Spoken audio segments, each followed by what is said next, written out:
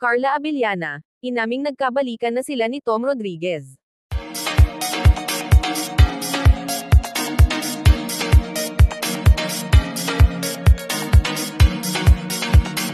Kumpirmado na ang matagal ng usap-usapan, nagkabalikan na sina Carla Abellana at Tom Rodriguez. Sa isang panayam, inamin ni Carla na muli nilang binigyan ng pagkakataon ang kanilang pagmamahalan. Ayon sa aktres, dumaan sila sa maraming pag-uusap bago muling nagdesisyong ayusin ang relasyon. Oo, kami na ulit.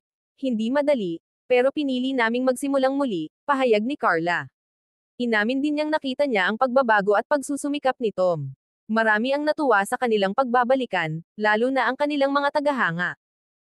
Ayon kay Carla, mas maingat at mas bukas na sila ngayon sa isa't isa.